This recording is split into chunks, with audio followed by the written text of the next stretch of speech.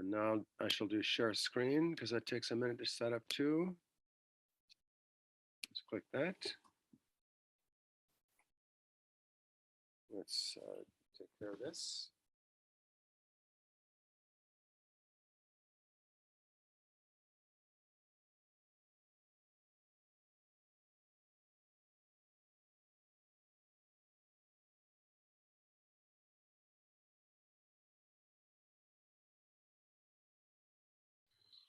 Is there anyone here tonight who is from the chemistry department?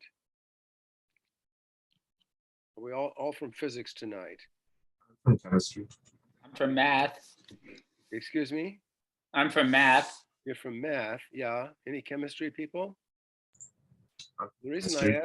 reason I ask is because this adiabatic theory leads ultimately to the Born-Oppenheimer approximation. And I'm somewhat debating as to how much detail to go into about that, because in detail, it's quite an elaborate subject. But it's explained, but the people who really want to know about it are chemists.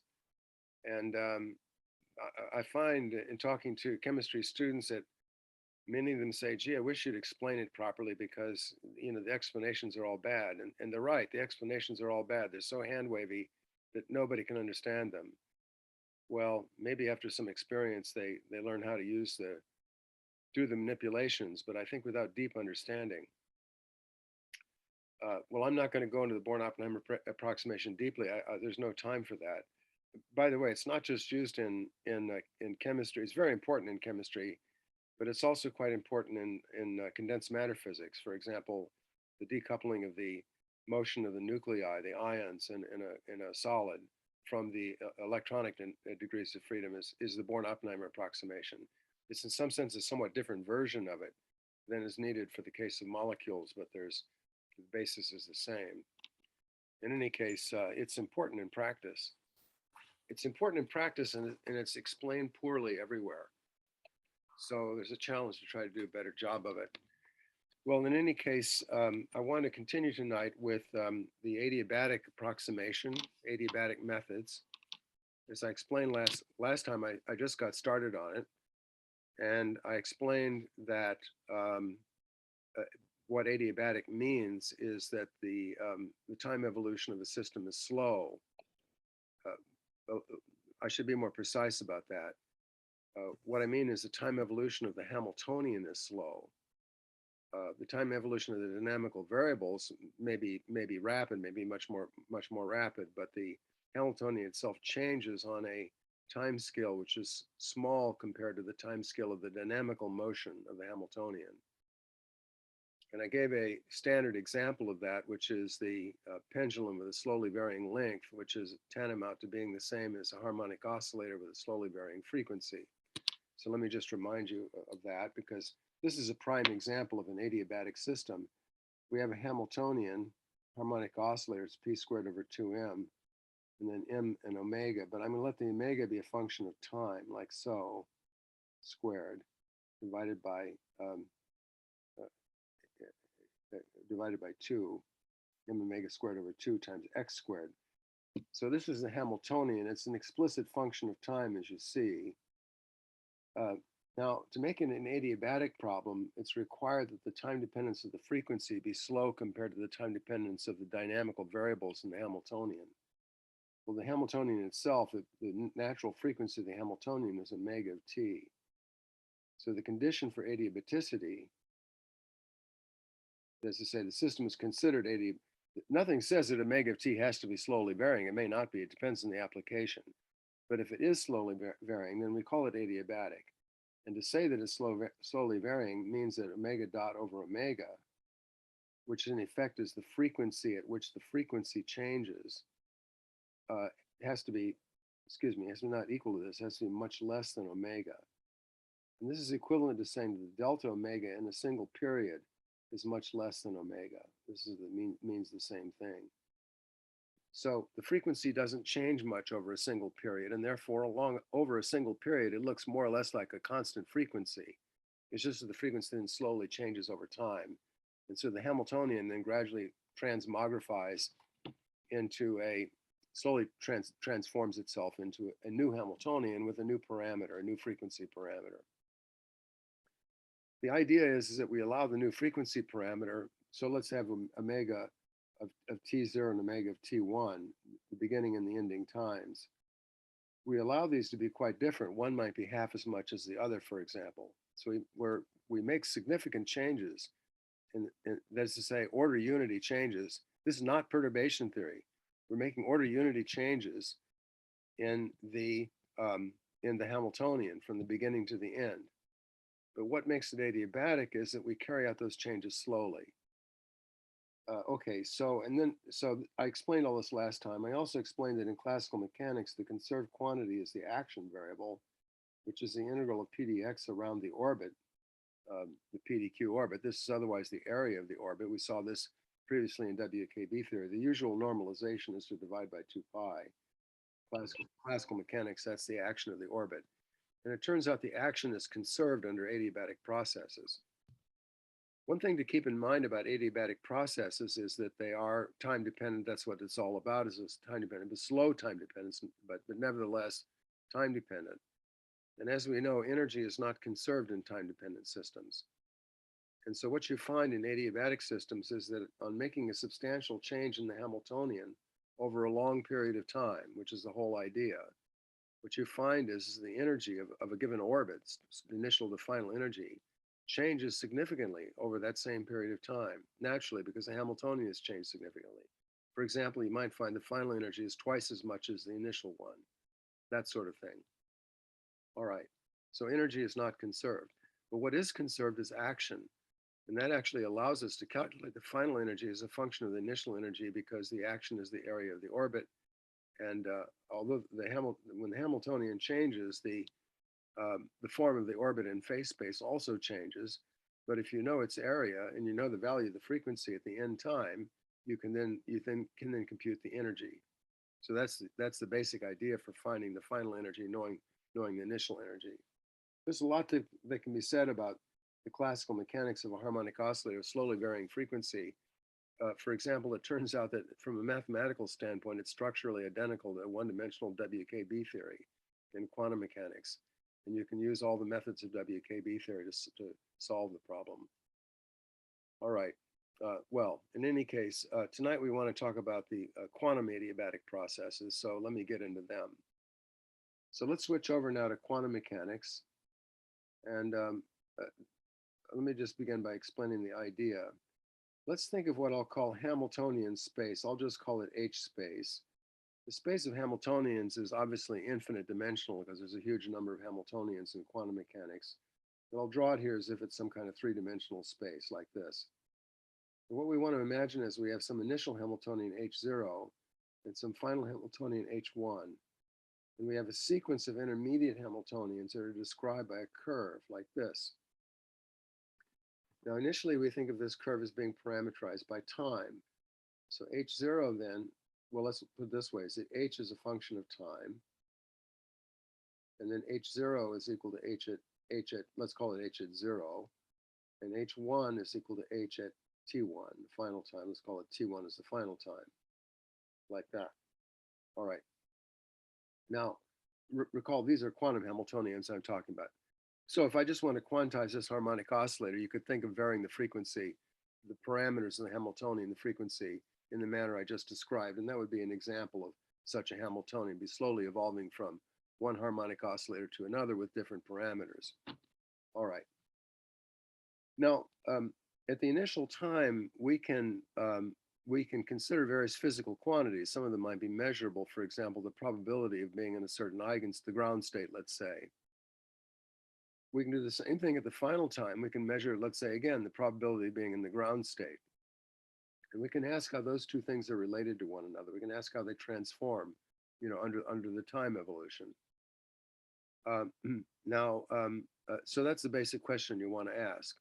There's other quantities too one might be interested in. But now what we do is we play a game. We say, so we get an answer, let's say, for a specific time evolution along this path. Now we play a game. Let's suppose we do it twice as slow as before. We follow the same path through Hamiltonian space, but we carry it out twice as slowly, or maybe 10 or 100 times as slowly.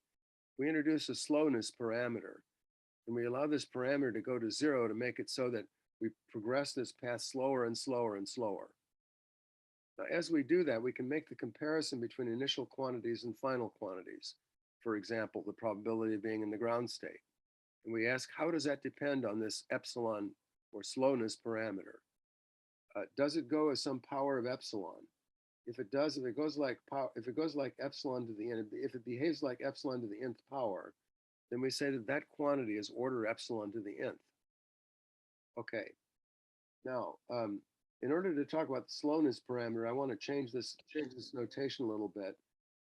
Instead of saying the Hamiltonian is a function of time, I want to introduce a slow time parameter. I'll call it tau is equal to epsilon t. And by the way, the t here went from 0 is less than or equal to t is less than or equal to t1. That was the range on time. And when tau is equal to epsilon t, so what I'd like to do now is to make 0 go from tau up to tau 1, which then makes 0 is less than or equal to t is less than or equal to tau 1 over epsilon, like this. We'll scratch this out. So we'll let tau be the parameter of the Hamiltonian through Hamiltonian space. It goes over a fixed interval, 0 to tau 1. But the actual clock time goes from 0 to tau 1 over epsilon, meaning the final time, the time of arrival at the final point, stretches out more and more and actually goes to infinity as epsilon goes to 0. That means we're doing it more and more slowly, carrying out the transformation more and more slowly. All right. So if we do this, then let's make the Hamiltonian h as a function of tau. Let's make h0 is equal to h of 0. Let's make h1 is equal to h of tau 1, like so. So h of tau means h of epsilon t. This is a way of saying that the Hamiltonian very slowly.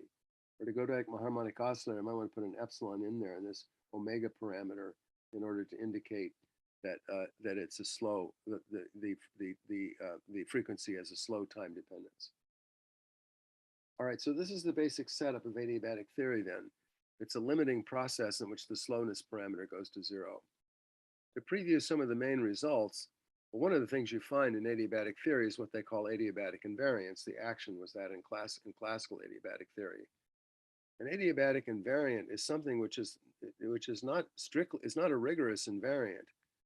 That is to say, well, let me give you an example in quantum mechanics. I was mentioning the probability of the ground state. That's a good example because that probability actually is an adiabatic invariant. So what you find in the quantum adiabatic theory is that if the probability of being in the ground state, let's say, is equal to 1, meaning you are in the ground state at t equals 0, then as you carry out the time evolution, when you get to the final Hamiltonian, what you'll find is that number one, it's not true that all the probabilities in the ground state anymore. There have been transitions to excited states. That's the normal situation with a time-dependent Hamiltonian. That's just what you get from time-dependent perturbation theory. It allows you to calculate the transition amplitudes and so on. So there are transitions. But what you find is that as you make the change from H0 to H1 run more and more slowly, the probability of being in the excited states goes to 0. And the probability of remaining in the ground state goes to 1, approaches 1. So in other words, in the limit, the probability of being in the ground state is conserved. So if you start in the ground state, you stay in the ground state. Now the ground state itself, so that's what we mean when we say that the probability of being in the ground state is an adiabatic invariant. It's not actually an invariant for any finite rate of traversal of the path. But in the limit that the slowness parameter goes to 0, it becomes an invariant. More generally, if we say it goes as epsilon to the nth, that indicates the behavior of it. So in particular, we already have one quantity that's of order epsilon to the -1, and that's the final time. T1 is equal to tau 1 over epsilon. The tau is just the parameter describing the path in Hamiltonian space, so it's independent of epsilon. And what that means is that T1 is actually of order of 1 over epsilon.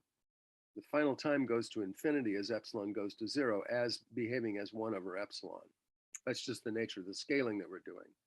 But as a result, we can say that the final time T1 is of order 1 over epsilon in this adiabatic ordering scheme. We'll call a time which is of order 1 over epsilon, we'll call this a long time. This is giving a precise mathematical definition to what we mean by a long time. All right, now let's see, what else was I going to say here? This is the basic setup of adiabatic theory. Now, so what we'd like to do is to solve the Schrodinger equation over a long time. That's the idea of adiabatic theory. Let's do it. Let's make an approach at it anyway. So the Schrodinger equation, of course, is h bar d dt acting on psi of t is the Hamiltonian h, but the Hamiltonian depends on tau. Now tau is the same as epsilon t, so I could write epsilon t here if I wanted to. But to write it as epsilon tau reminds me that h of t is a fixed function of tau, and that dependence is independent of epsilon. It just gives me between 0 and tau 1, it gives me the variation of the Hamiltonian operator during that interval. Anyway, this then multiplies psi of t like this. So this is the Schrodinger equation. Now let's look at so the way to analyze this is to, as you might expect, is to use the eigenstates of the Hamiltonian. But these are now going to become tau dependent, as I say, slow time dependent, tau dependent. They're going to be functions of tau.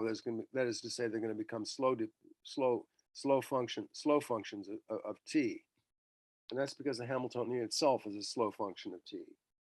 So let's write the energy eigenvalue eigenket problem in this way. H of tau acts on n of tau and gives me the energy, which we'll call E sub n of tau times n of tau, like so. All right. So En of tau is the instantaneous energy eigenvalue. Ket n of tau is the instantaneous eigenket, and H of tau is the instantaneous Hamiltonian along this path through Hamiltonian space. Now then, the ket and the energy, of course, have to depend on tau because H itself does. Now remember that H during this this overall time evolution may change significantly. Like I say, the frequency might end up being half as much as it started with. So in classical mechanics, you'd have quite different orbits in phase space as a result of that. This means also that the energy eigenfunctions, if you think about the Hermite functions, those are going to change substantially too, because the omega parameter is changing by a significant amount. So then the ground state will still be a Gaussian, but might be half as big as or twice as big as the original one. So it's not a small difference, in other words. It's not a small change from H0 to H1. In that sense, we're not doing perturbation theory. All right. But the change does take place smoothly as tau varies over its given interval. Another thing to point out is the eigenkets n of tau are, by this equation, are only determined, as we know, to within a phase factor. And so that's going to be an important issue in this theory, and I'll have to come back to it. And I also want to say that I want to make some assumptions now, which I'll explain more fully later. And I want to assume, first of all, that the spectrum is discrete. As you can see from the notation, I'm assuming it's a discrete spectrum. And the second one is that I want to assume that it's non-degenerate. That's to say that En is not equal to E. Let me do it carefully here. I want to say that En of tau is not equal to Em of tau for any tau.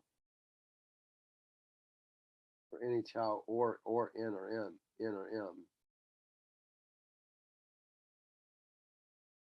And the reason for the non-degeneracy assumption will become clear in a moment.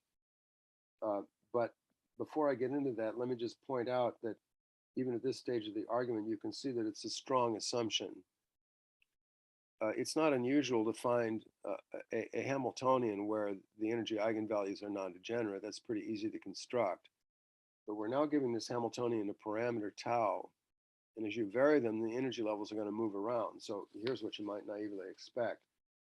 If I have, let's say, as a function of parameter tau here, and I have E sub n of tau, at tau equals 0, you've got some energy levels. Here they are, let's say 1, 2, and 3. Well, as I turn on tau and let them evolve, how are they going to evolve? Well, they're going to turn into some curves. They're going to have some kind of curves. Who knows what they'll do, like this, right? And here's this other curve, who knows what it's going to do. Now, it seems kind of improbable that these curves are never going to cross one another. It seems like it's much more likely that you get something like this. Aren't they going to cross like that? And if they do, you get degeneracies you see at various times here. There's a degeneracy there, there's one there, okay. So this issue of, just without going into the details of this very much, I just want to point out that this requirement that the energy levels be non-degenerate for all tau looks like a strong assumption. I'm going to come back to that later. It's actually not a strong assumption as you might think. All right, but in any case, this is the setup now. I have a question. Yes. Is it obvious that the those curves are going to be continuous at all? Because I'm just imagining like a harmonic oscillator where like the x squared gets smaller and smaller and smaller and goes to zero, and suddenly it completely changes.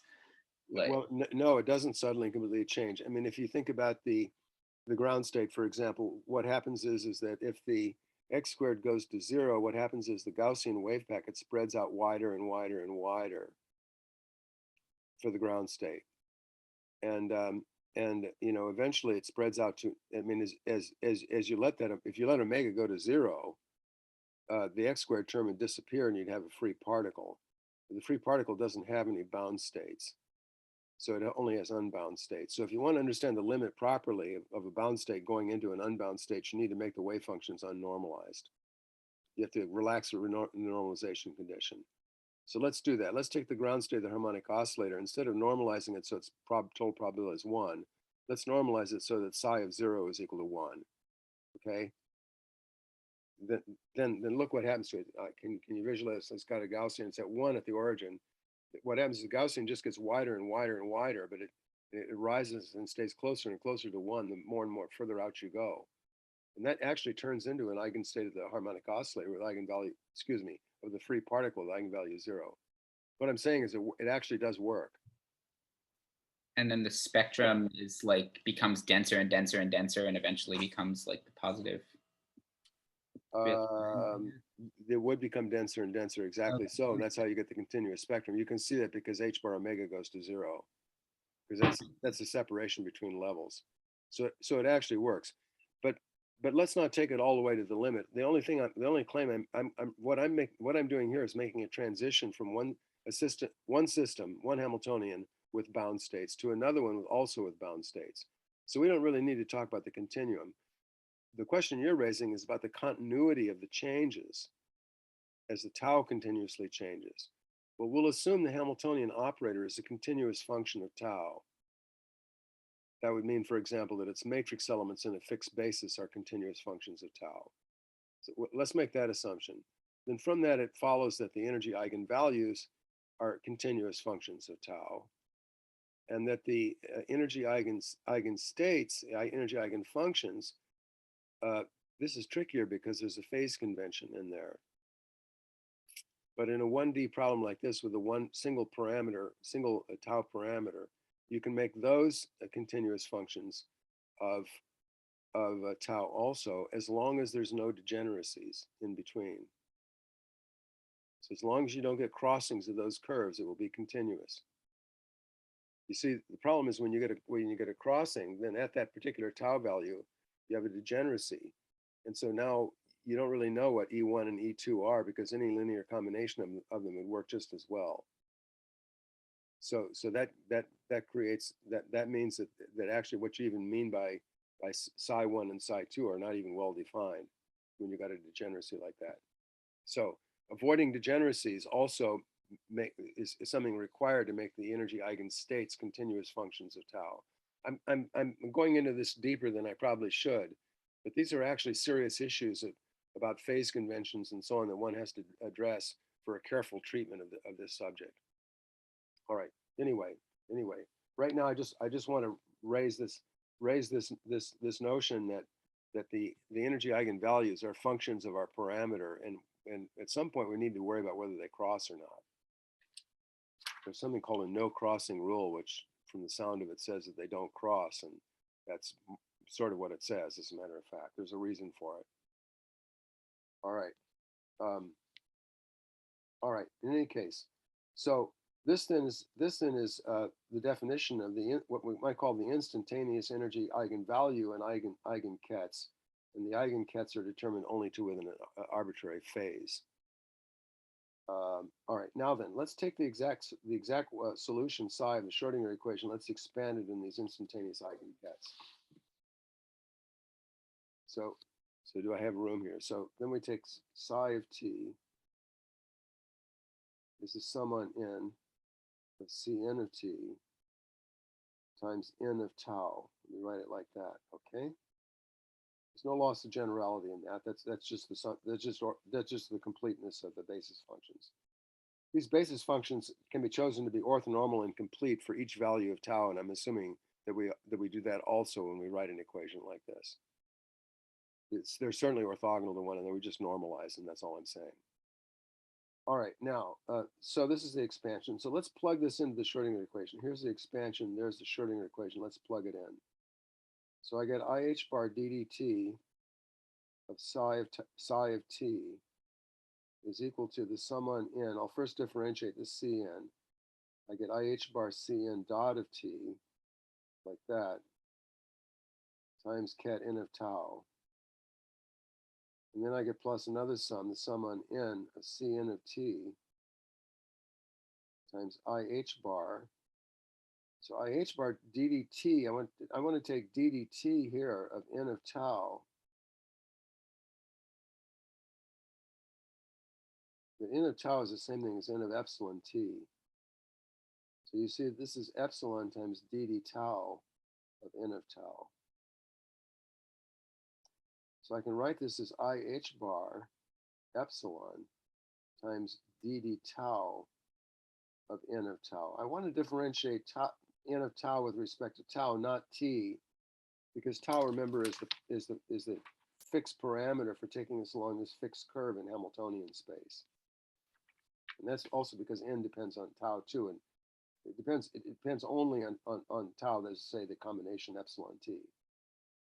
All right, now then, this is equal to E psi, so this is the energy, the Hamiltonian acting on this sum. When you bring the Hamiltonian in, it acts on the eigenkets and brings out the eigenvalues.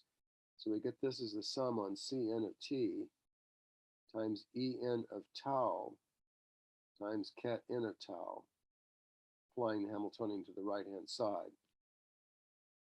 Now, the usual sort of strategy here then is to multiply through a bra n of tau on the left, like so, in order to pick out single terms of these series, turn these series into equations for the series and kets into equations for the corresponding coefficients. To do that, I need to be careful about the variable n under these sums and the fixed n on the left. Allow me, if you will, to change, if I can do this with my pen here, let me change this sum to an m here, c sub m, and then make this an m there like this. If I can do that, an m, that's an m here, an m. To change the index there. So when I apply this bra n of tau, it'll pick out the one term of that sum. Here the sum will remain, and it'll pick out the one term of this sum here. So what we get is IH bar Cn dot of t is equal to, plus here, the sum on m. I'll take the IH bar first, here like this. The epsilon I'm going to bring out of the sum, and then I have the scalar product of n of tau as a bra with dd tau acting on m of tau, and the c sub n I'll take the last and put it over here. Okay, so that's the left-hand side. And on the right-hand side, just picking out the n of tau term, I get c sub n of t times En of tau. All right. Now then. So this is exact. This is just rewriting a simple transformation of the Schrodinger equation into an equation for the expansion coefficients. But you see what we've got is an ordering of the terms now. There's two terms that are of order unity, and there's one term here which is of order epsilon. You can see from the epsilon out front. One might worry about how, for example, these things depend on epsilon, but the answer is they don't. Because if I write them in terms of tau, they don't depend on epsilon. This matrix element is actually independent of epsilon. So this second sum here, this is because this See, this epsilon here came because there's two different time scales here. The kets are evolving slowly.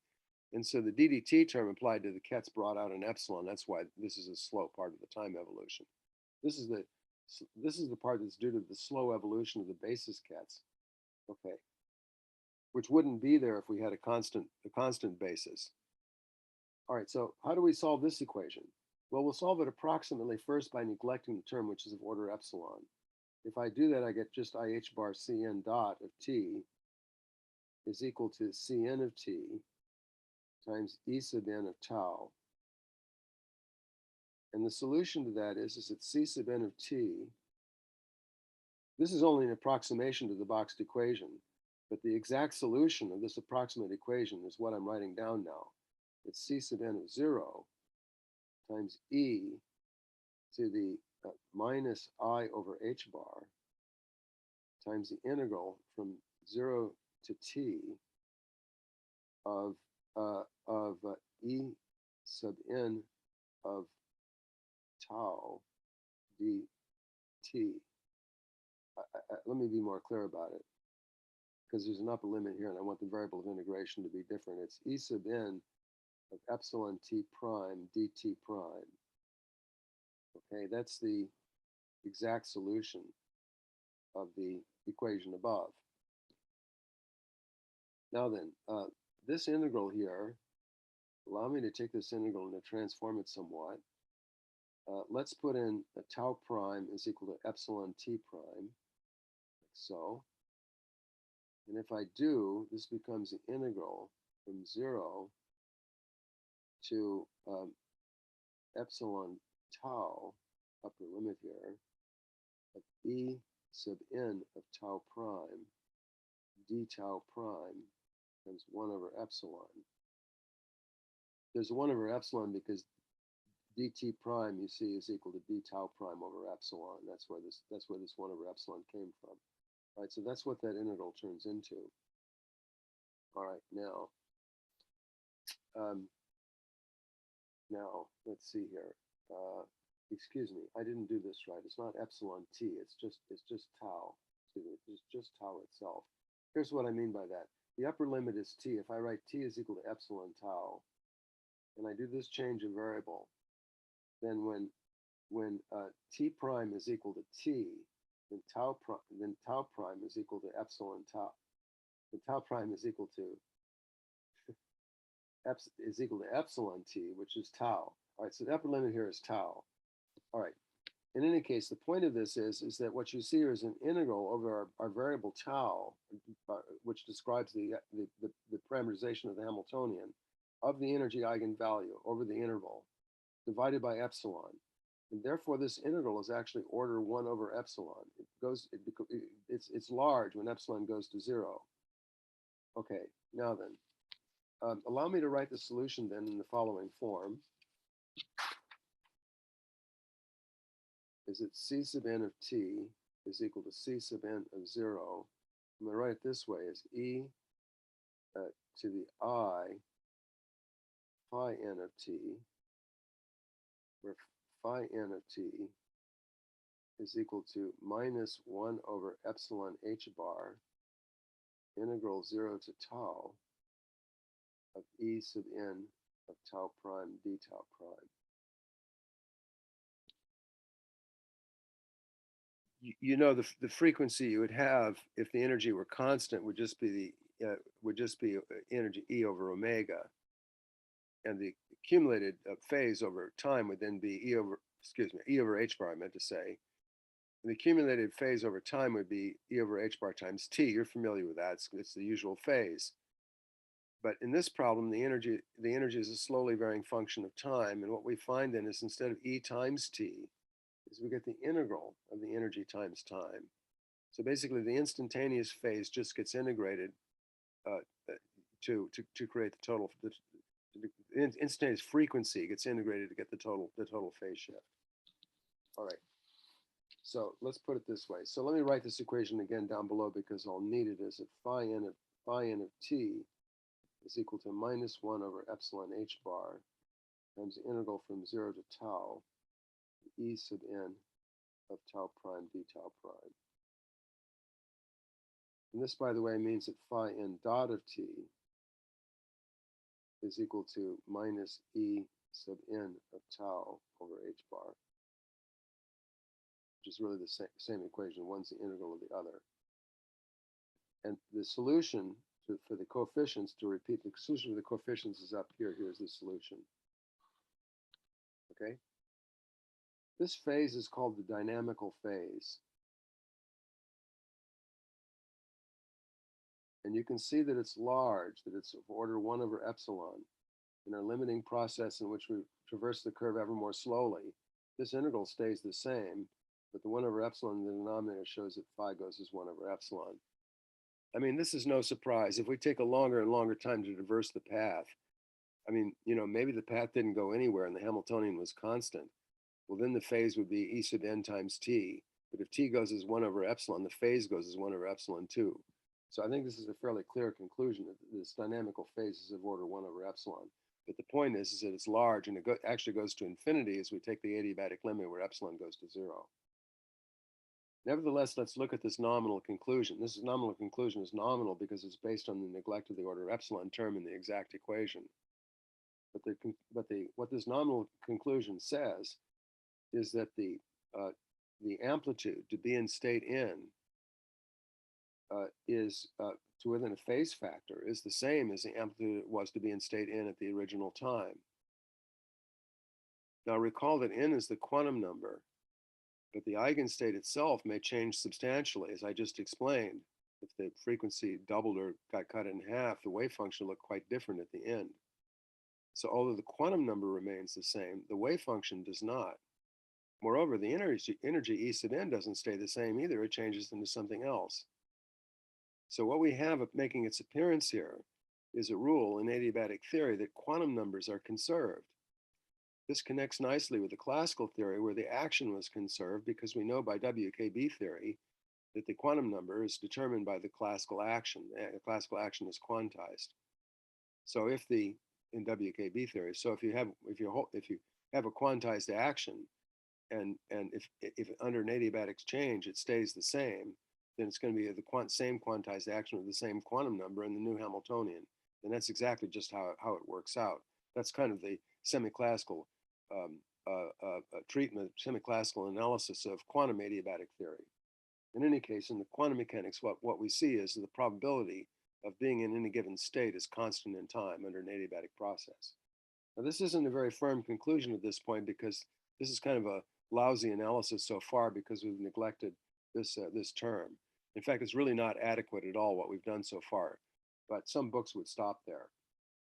All right, why is it not adequate? Well, that might take let me instead just give you some reasons why we need to improve this. We basically need to carry this phase out to the next order. We want to go beyond the dynamical phase. If we think of the phases being expanded in a power series, what we're getting here is the first term, which is of order 1 over epsilon. The next correction term is of order unity. That's the phase we need to get. Next correction term after that is of order epsilon. The powers of epsilon go up. All right. And we need that order unity correction.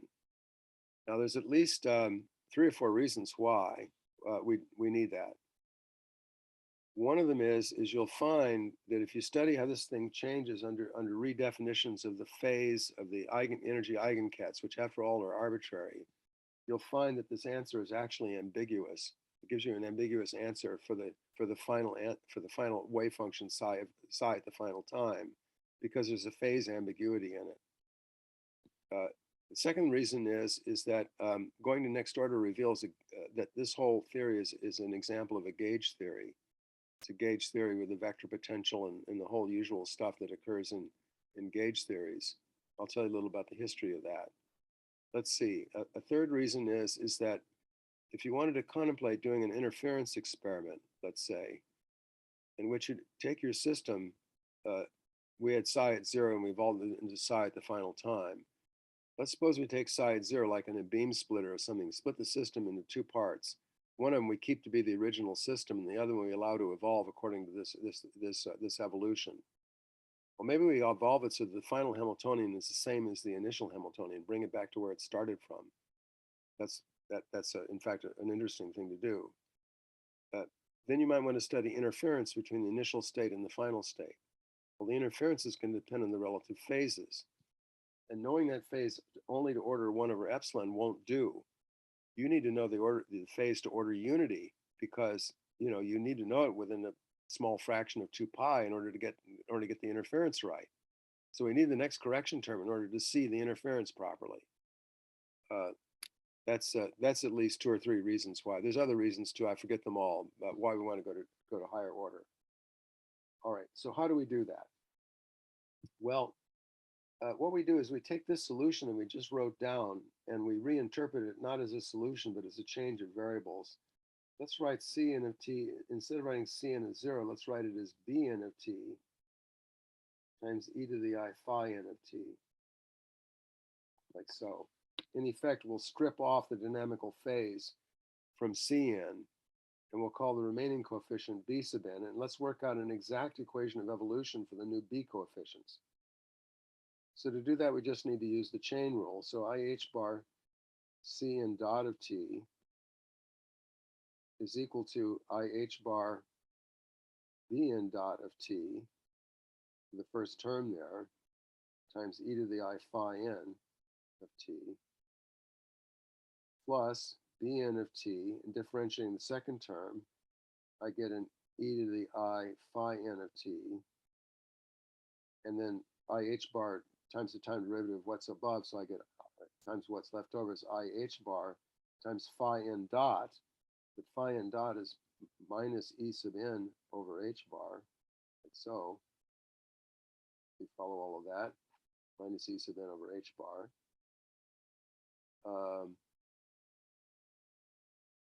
Excuse me, it's minus I, wait, let's see here. I phi n, yeah. Yes, that's right. Okay, and this is equal to, I'm doing something wrong here. Oh, I know what the problem is.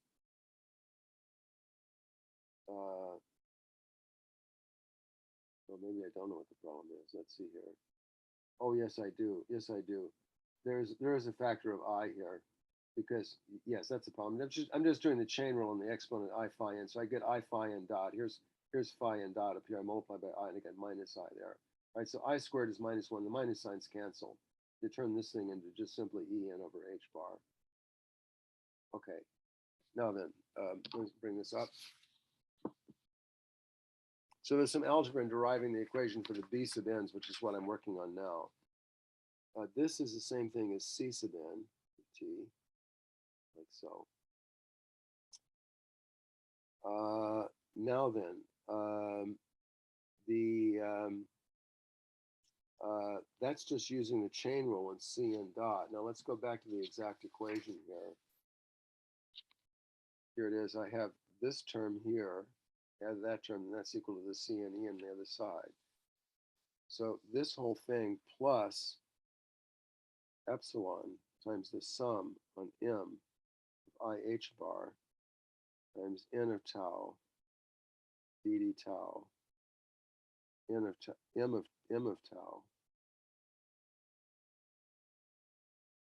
times what is Cm here, but I'm going to write that as B sub m of t times e to the I phi sub m of t is, in the exact equation, is equal to Cn En equals Cn of t times En of tau. All right? These H bars here cancel, so there's no H bar there. This whole thing just turns into an E sub n times C sub n. The result is this term cancels with that term. And then for the rest of it, what we really want to solve for the Bn of t here. I can cancel the IH bar there and the IH bar there, bring this term over to the other side. And what we get then is we get Bn dot of t. There's this phase factor here. I'll bring that over the other side as well. Bn of t is equal to minus epsilon times the sum on m of n dd tau of n of m, actually, on the second part here. That's abbreviating that slightly, times b sub m of t. And then I have e to the I of the e to the I phi m there, but then with a minus phi n from what came over from the other side. So I have phi m minus phi n. This. And let me box that because this is now another exact equation that's completely equivalent to the original Schrodinger equation, but it's one in which the dynamical phase has been stripped off from the coefficients. All right. Now we're going to be interested in the evolution of the expansion coefficients here in this b sub n form over a long time. That is to say, a time of order 1 over epsilon. On the other hand, the right-hand side is of order epsilon. So if I integrate from 0 to tau 1 over epsilon, which is the long time we want to integrate over, dt, if I want to do that integral like this on both sides, then naively it would look like the right-hand side is going to accumulate to give you something of order unity. Actually, that turns out to be correct, but the analysis is a little more subtle than that. It makes a difference in whether you're looking at, in this sum here, whether you look at the diagonal terms or the off-diagonal terms. The reason is that the off-diagonal terms have the phase phi m minus phi n, which are the dynamical phases, which are large. The number of oscillations of the dynamical phase between the initial and final time goes to infinity as the epsilon parameter goes to 0. So you get more and more oscillations in the range of integration coming from this phase factor and those off-diagonal terms. Now, what that tends to, on the other hand, the rest of the integrand here is slowly varying in t. This certainly is. So what this means is that if I apply this integral over a long time to both sides, it means the off-diagonal terms don't contribute much, because before they can build up, accumulate much in the integral, the phase in this phi m minus phi n changes sign and starts subtracting instead of adding. In other words, what you're doing is an integral of an oscillatory integrand where it oscillates up and down more and more rapidly and therefore chops up the rest of the integrand and produces something that goes to 0 as epsilon goes to 0. And as a result of that, the off-diagonal terms don't contribute here. There's one proviso, and that I'll come back to, but under the conditions that I've stated so far, the off-diagonal terms don't contribute in the limit that epsilon goes to 0. And therefore, what we can do is neglect the off-diagonal terms and study just the evolution of this coming from the diagonal terms alone. If I do that, then I've got bn dot of t is equal to, this is where the approximation is in neglect of the off-diagonal terms. I'm sorry, let me do it right. Since there's no off-diagonal terms, there's no sum either. Let me write it here. It's b sub n of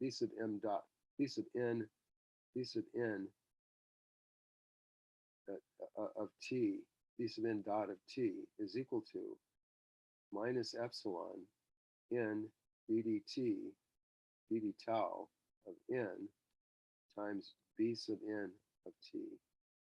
All right, that's what you get. I'll circle it like that. And this equation can be solved, and it gives you bn of t is equal to bn of 0 times the phase I'll call e to the I gamma n of tau, where gamma n of tau is basically the integral of this over time. It's I times this.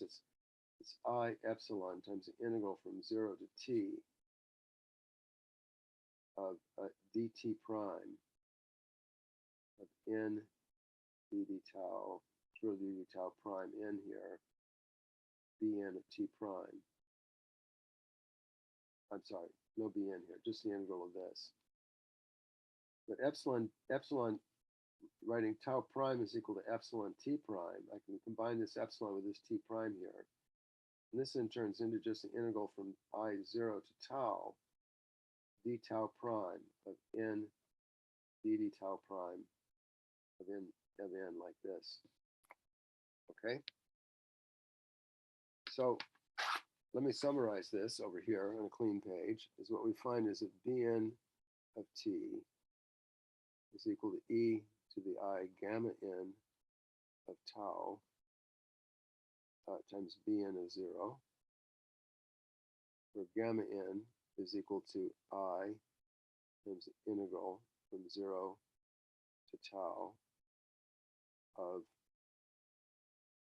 n dd tau prime n d tau prime. So, okay. So this is a second phase which appears here. And this phase is called the geometric phase, or it's sometimes called the Berry phase. And this phase is of order 1. It's independent of epsilon. In fact, you can see that since the n depends only on tau, and this is all just involves tau variables here, the gamma n also depends only on tau. And so as epsilon goes to 0, this doesn't change. In fact, it's constant. It's independent of tau.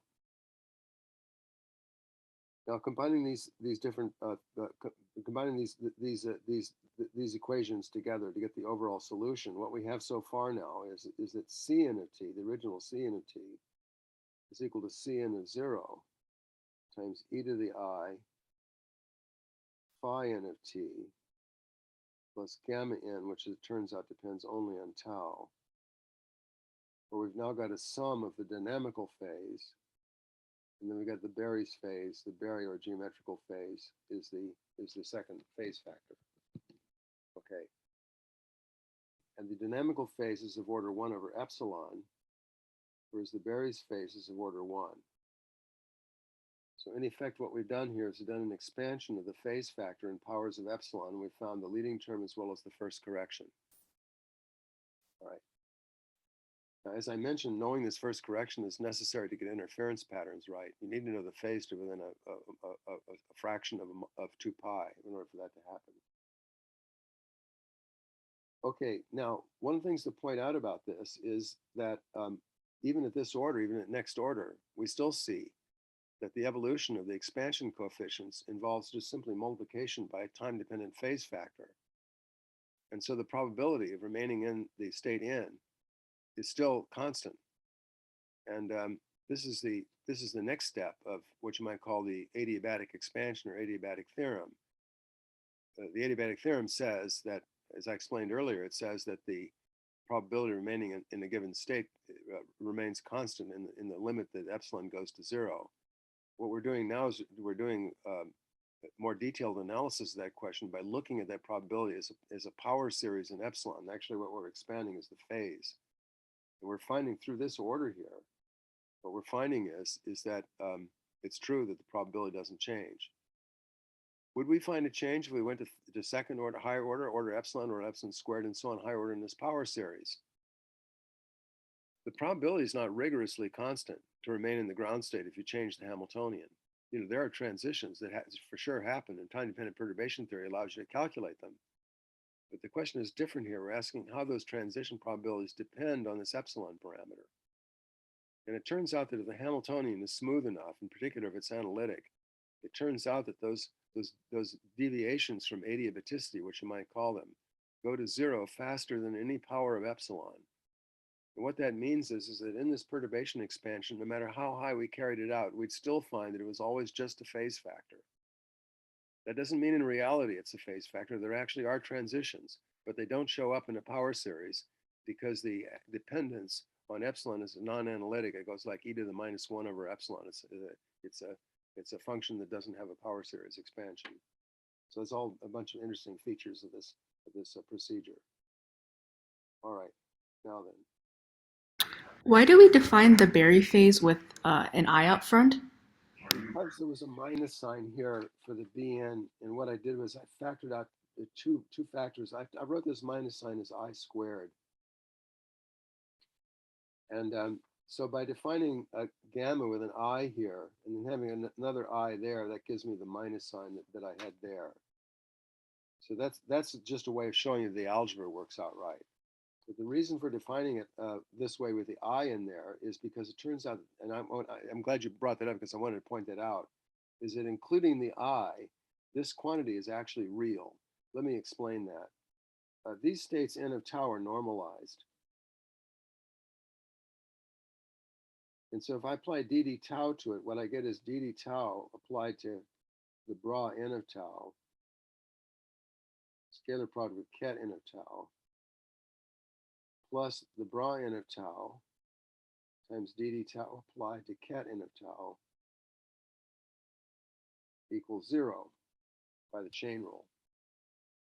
But this first term is the second term with a complex conjugate on it. If I read it backwards, it just becomes n of tau, scalar product dd tau, n of tau, like so, star, which is the star of the first term, of the second term. These two things, this plus its complex conjugate is equal to 0.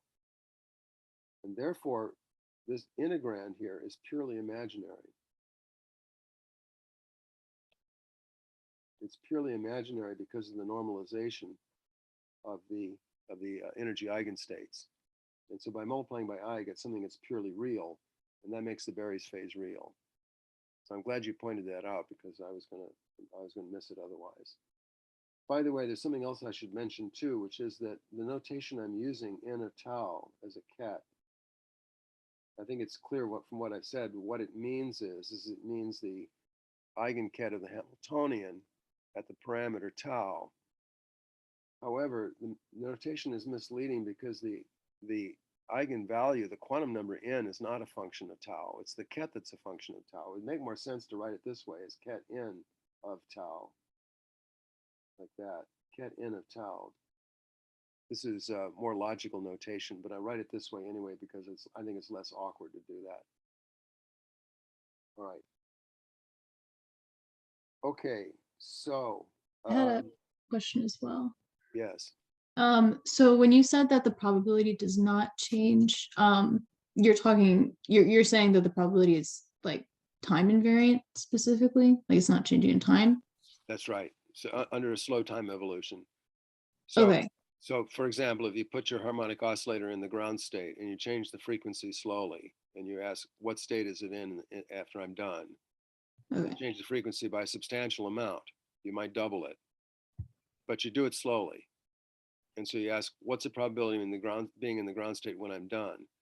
The answer is, if you do it slowly enough, the answer is it's still in the ground state. It did not make any transitions.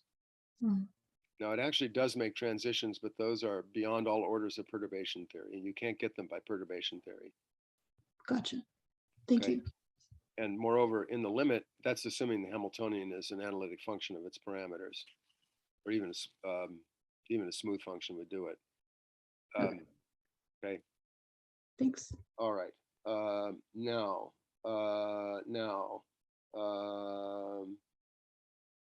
so this is the basic setup of adiabatic theory. Now, I want to change the. You might say, why is this a big deal? I better go on a little bit, and I'll tell you why this created quite a splash when it came out about 30 years ago. This happened when I was a graduate student. It caused a lot of excitement. Everybody was doing it all of a sudden, including people in our department. I want to change the. I want to kind of repeat the basic story, but change the emphasis of it somewhat.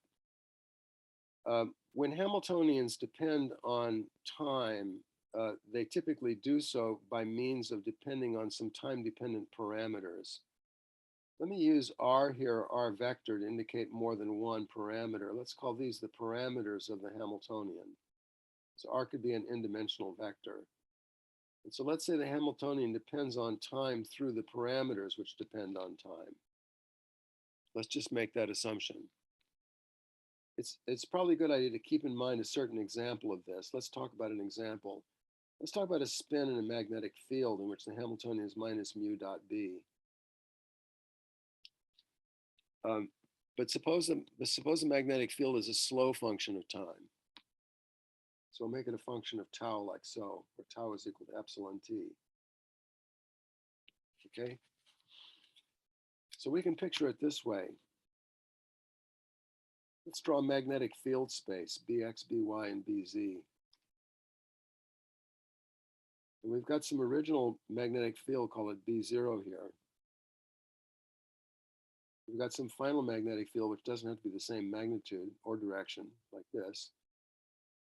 And we've got some path that goes through here, which is B of tau through magnetic field space. So so the parameters of this Hamiltonian are the three components of the magnetic field. And those parameters are what we vary. In fact, experimentally, that's what you would do. You would vary the magnetic field parameters. You know, you'd change the currents in the coils, or you'd rotate the magnet, pick it up and turn it.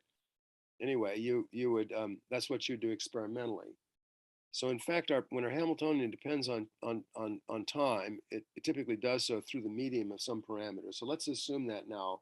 And in this example, the R here is the general notation for the general notation for parameters, and the magnetic field B is the example, is the spin example here of a solely time dependent parameters. I'll go back to the general notation here. So the Hamiltonian depends on the parameters R, and the eigenstates n depend on R as well, and the eigenvalues E sub n depend on R as well. I'm sorry, make this n of R. Okay? This means that dd tau of n of R of tau, by the chain rule, I can write it this way, is the gradient of n of R dotted into dr d tau, where the gradient operator means the derivative with respect to the parameters R. Right, let me get it centered here. And this means that if I take this then and I multiply by n of R as a bra on the left, and I'll insert an I in here too, because that's what we need for the Berry's phase. Then what we find is that I times n of R times dd tau n of R is equal to I times n of R with a gradient operator in the middle, n of R dotted into dr d tau just by the chain rule. But now if I integrate both sides from 0 to tau, this gives me gamma n of tau. That's the Berry's phase. Okay? Now then, this should be d tau here. Put in a d tau. This really should be tau primes if you want to do it right. These are tau primes in here to distinguish them from the upper limit, which is a different variable. Here, make it a tau prime. It won't matter. Anyway, now notice that in this final expression over here, the tau primes cancel, and you get just a dot dr. And what this turns into is a line integral. It turns into a line integral in parameter space. This is an example I drew here in which the magnetic field was a parameter, but just to draw the same picture with the R's, we could have, if the parameter space were three-dimensional, like this, you'd have the same kind of a picture. You'd have an R0, an initial thing like this, a path like this, and then an R1 for the final value of R, and you'd have R of tau as gives you the evolution of the parameters. So what you can see is this integral turns into a line integral in this space, a line integral along this path. And if I cancel the d taus and regard this as a line integral, then I want to integrate along this path from the initial position R0 to the final position R, like that, R1. So this is becoming kind of messy, so let me write it on the new page. So what we do with this just change in emphasis is that gamma n of tau, or gamma, let me just write it as gamma n now, gamma n is equal to I times the integral along the path in parameter space from R0 to final position R like this, of n gradient n like so dotted into dr.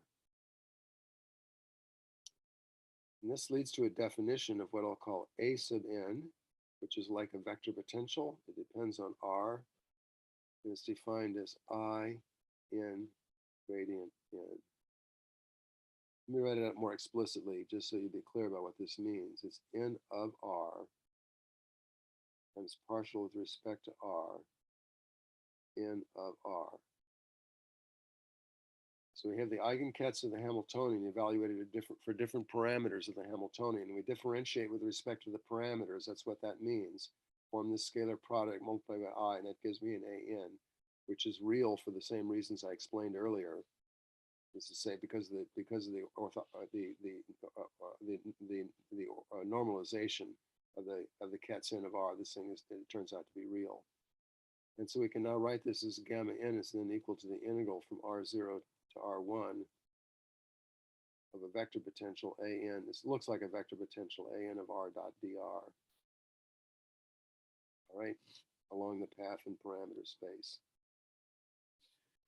So the AN of R, you see, defines now a vector field on parameter space over here. I won't try to draw it in, but there's a vector field here. There's an AN of R on this vector field. The AN of R vector field on the parameter space here. In fact, there's a different one for each value of n. And as it turns out, as the notation suggests, this plays the role of something like a vector potential. It's a vector potential in the gauge structure associated with Berry's phase. So the history of this is in the 1970s, particle theorists discovered that fundamental interactions, the unification of electroweak interaction, and then finally the quantum chromodynamics, which is the theory of the strong interactions. All of them were gauge theories. In particular, they're non-abelian gauge theories, abelian and or non-abelian gauge theories, and became very excited about this and went around for a few years thinking how sophisticated it was that this sophisticated mathematics occurred only in fundamental particle theory. What Berry did about in the early 80s was he showed in a general way that gauge theories like this are universal. They occur in all adiabatic processes. In fact, they occur in a lot of other places too. And they occur in simple mechanical systems. They occur in the three-body problem. In the Earth, Moon, Sun system has a gauge potential in it, believe it or not. It's a non-abelian SO3 gauge potential. And so there's gauge potentials involved in the manner in which a light wave travels through a fiber. Suppose you have a fiber optics, it's like a coaxial cable, right, for the waveguide. It's a waveguide for the light wave. So you know how to solve problems like that from physics 110. But now suppose the waveguide, like a piece of fiber optics, is bent. That means that the environment in which the wave is propagating is slowly varying. It's slowly varying because on the scale of a wavelength, it doesn't change. The wavelength of light is short compared to the curvature, radius of curvature of the fiber optics. So how do you analyze that situation? Well, it's an adiabatic problem. And it turns out there's a gauge structure involved with gauge transformations and curvature tensors and everything. The whole thing is in there. So the realization was that gauge theories are absolutely everywhere in physics. They occur in all kinds of problems, from elementary mechanics to quantum chromodynamics. All right. Anyway, Excuse me. This is a little tip of the iceberg of the subject here. Yes. Question. Yeah. So what else could the parameters be other than like the set of spatial, like the complete set of spatial vectors? What do you mean by the complete set of spatial vectors? Because in the magnetic field problem, although I'm calling it R, this is not a spatial vector. The R here is a general notation for the parameters upon which the Hamiltonian depends. Yeah, I guess why are they not? What else could they be other than just like a spatial, like dr? Well, you could certainly have electric and magnetic fields for a single particle or a spin. Here I'm just giving you an example of a magnetic field, but you could throw the electric field in there as well and have 6 parameters instead of only 3. So that's an example. Could you say that one more time? Sorry. Yeah, sure. So the example I gave you was a spin in a magnetic field where the magnetic field had a slow time dependence. So the Yeah. Hamiltonian is minus mu dot B, but the Hamiltonian depends on time through the magnetic field. So the magnetic field are the slowly varying parameters in that problem. So that's an example of this general situation in which R is my general notation for the parameters. Perhaps a bad notation because it makes you think that it's spatial vectors, right? It isn't necessarily. It's a magnetic field in that example. Okay. If I wanted to talk about, a hydrogen atom in an electromagnetic field, electric and magnetic fields, now I've got two different fields I can change experimentally, E and B. And if I do them slowly, it's an adiabatic system, and now I've got 6 parameters. In that case, R here, this R vector would be a 6-component vector whose components were B1, B2, B3, E1, E2, E3. You can imagine all kinds of parameters that different Hamiltonians might have. Okay. Now, in the Born-Oppenheimer theories, it occurs, for example, in molecules. The R turns out to represent the positions of the nuclei.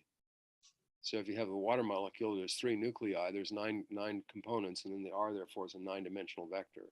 I won't get to that tonight, but that's how it turns out in that example. Okay. Thank you. All right. All right. Now, there's an interesting issue here, which is that these eigenkets N of R,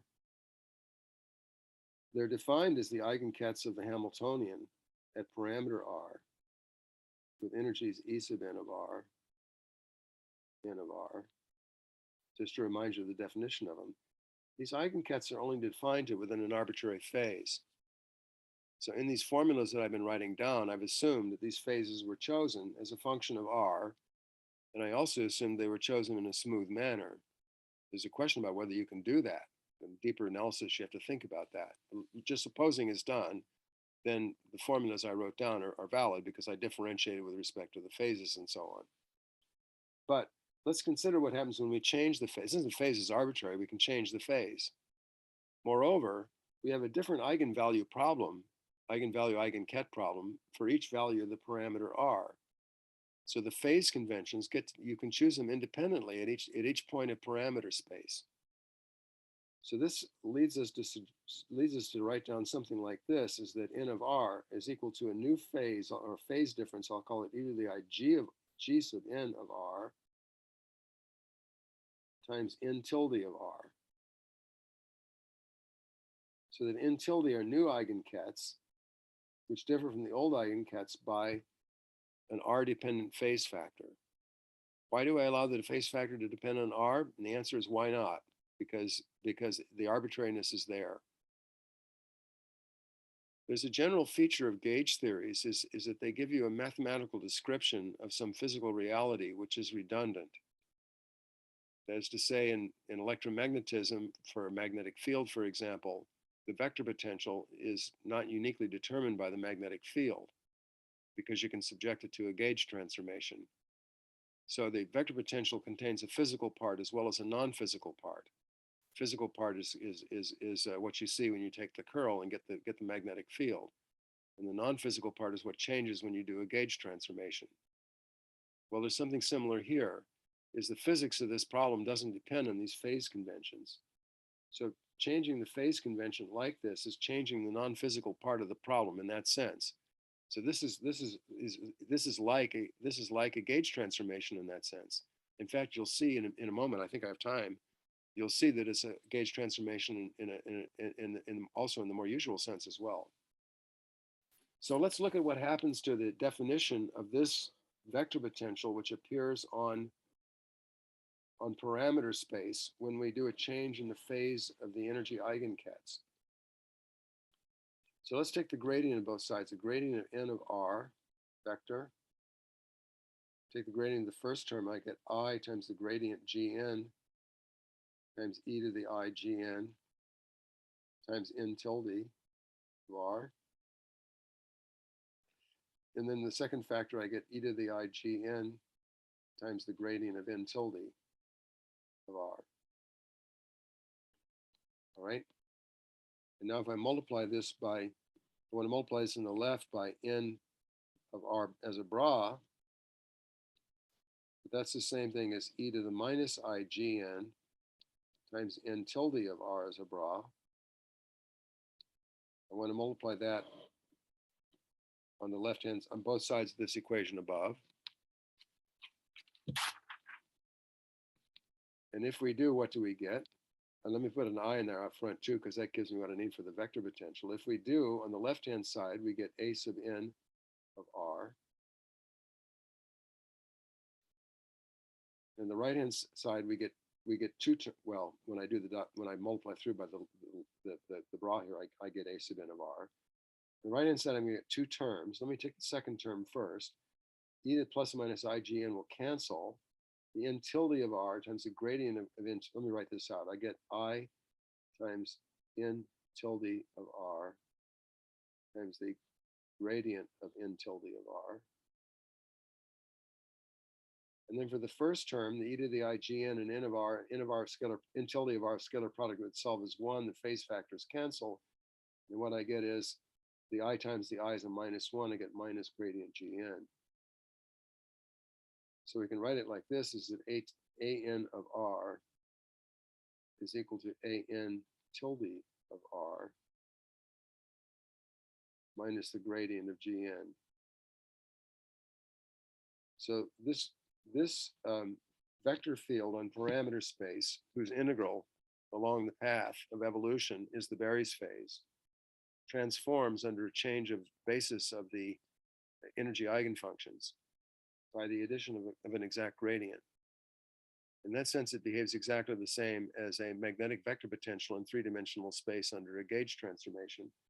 You know, this is that A prime is equal to A, let me do it right. A prime is equal to A minus gradient of G, where G is the gauge scalar. So it looks just like this, plus or minus depending on your sign convention, but it looks just like this. All right. Now, okay, so I've only got a couple minutes left. I'm trying to think about, I don't want to launch into a big calculation. Maybe what I'll do is I'll just summarize the calculation, just summarize it in words and tell you what comes out. It turns out that, so we have got the solution that Cn of t, I'll remind you, is equal to e to the I phi n of t plus gamma n of tau and Cn of 0, the dynamical phase and the Berry's phase.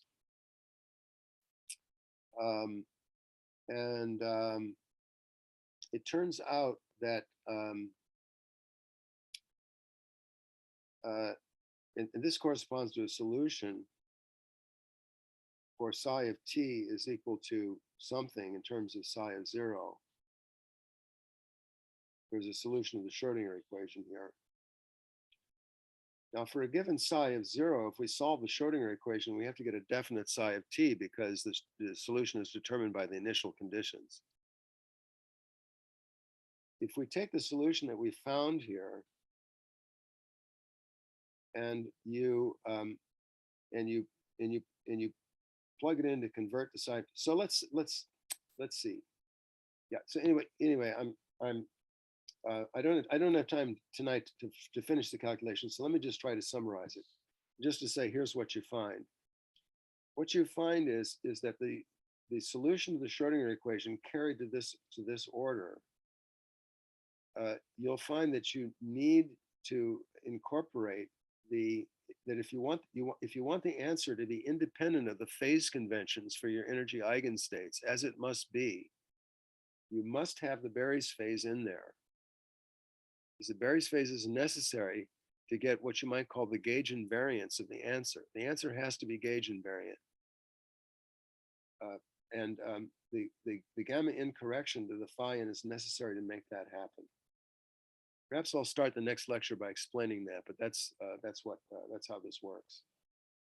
I think what I want to do in the remaining 1 minute is to raise the interesting question now of in parameter space. Let's say it's three parameters, R1, R2, and R3. What happens if the initial point R0 is the same as the final point?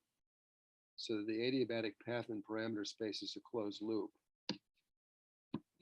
Then the Berry's phase gamma n is equal to the loop integral of a dot dr, like that, say n dot dr. And this by Stokes' theorem is equal to integral over the surface of del cross an dot ds, where ds is the surface. Here's the surface that the loop encompasses. Now the an transforms under a gauge transformation by the addition of a gradient, just like an E and M, which you see up here. So if I take the curl of both sides, or the curl of both sides of this, you see that the grad gn drops out. And the result is that the curl of an is independent of the phase conventions for the energy eigenstates, which is to say, in the lingo, that this is that it's a gauge invariant quantity. Del cross an is called the curvature. It's called the curvature tensor of the theory. So the Berry's phase can be calculated via Stokes' theorem as an integral over an area enclosed if it's a closed loop. The case of a closed loop is particularly important because that's what you do in interference experiments. You carry something around a closed loop and you look at how the transported state compares to the initial state. And do they interfere with one another? You need to know the order unity corrections to the phase factors to get that right. And a good deal of Berry's phase concerns interference experiments and things of the sort when you go through closed loops. Anyway, the curvature tensor emerges in a natural way from that. Well, okay, so that's an introduction to Berry's phase and to adiabatic theory. I didn't finish all that I want to say. So I'll try to, I want in particular say some things about the Born-Oppenheimer approximation, but I'll try to clear that up quickly next time, and then we'll get on to quantizing the electromagnetic field as our next big topic. Are there any questions about this?